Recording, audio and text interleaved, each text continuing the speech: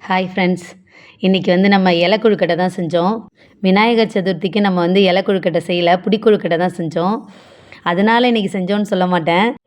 எங்கள் ஊப்படியார் ஒருத்தவங்க ஊர்லேருந்து வந்திருந்தாங்க என்னை பார்க்குறதுக்கு.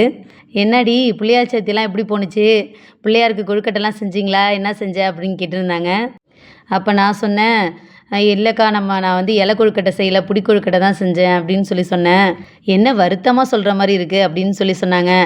ஆமாக்கா, அதெல்லாம் எங்கள் அம்மா இருக்கும்போது சாப்பிட்டது, யாராவது செஞ்சு கொடுத்தா சாப்பிட்லாம் அப்படின்னு நான் சொன்னேன்.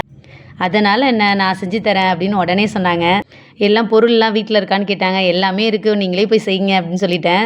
டக்குன்னு கடலைப்பருப்பை ஒரு 1/4 மணி நேரம் ஊற வச்சாங்க. அதை குக்கரில் போட்டு அவிச்சாங்க. அந்த தண்ணியெல்லாம் வடிகட்டிட்டாங்க. ஒரு 1/4 கிலோ போல் பூர்ணம் செஞ்சுருப்பாங்க. ஒரு தேங்காய் திருவிக்கிட்டாங்க, வெல்லம் எடுத்துக்கிட்டாங்க, ஏலக்காய் கேட்டாங்க. ஏலக்காய் ஃப்ளேவர் எனக்கு பிடிக்காது, ஏலக்காய் போட்ட எதுவுமே நான் சாப்பிட மாட்டேன், அதனால் ஏலக்காய் வேணான்னு சொன்னேன். ஏலக்காய் போட்டால் தான் எல்லோரும் நல்லா இருக்குன்னு சொல்லுவாங்க, நீ மட்டும்தான் இப்படி சொல்கிறடி அப்படின்னு சொன்னாங்க. என்னோடய ஃப்ரெண்ட்ஸ் சர்க்கிள்லே பார்த்திங்கன்னா, நான் ஏதாவது ஒரு ஃபுட்டு சாப்பிட போகிறேன்னா அந்த ஐட்டத்தில் ஏலக்காவே போட மாட்டாங்க. அந்தளவுக்கு எல்லாருமே பார்த்து சமைச்சு கொடுப்பாங்க. வெல்லம் பாவு காய்ச்சிக்கிட்டாங்க. அதிலே தேங்காய், கடலப்பருப்பு எல்லாத்தையும் மிக்ஸ் பண்ணிக்கிட்டாங்க. அவ்வளோ டேஸ்ட்டாக இருந்துச்சு பூர்ணம். நானே செய்யறதுக்குள்ளே கொஞ்சம் பாதி சாப்பிட்டுட்டேன். அவங்க திடீர்னு கொழுக்கட்டை செஞ்சு தந்ததுனால நம்மளால் இலை பிக்க முடியல.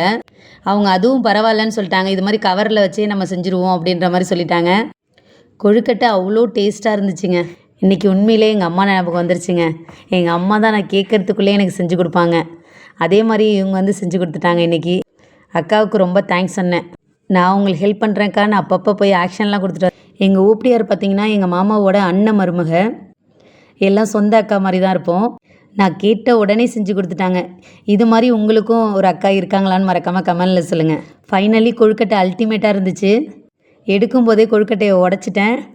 சுட சுட பார்த்திங்களா, நானே எடுத்த உடனே ஒரு 3 கொழுக்கட்டை சாப்பிட்டுட்டேன். நம்ம வீடியோ பிடிச்சிருந்தா லைக் பண்ணுங்கள். தேங்க்யூ.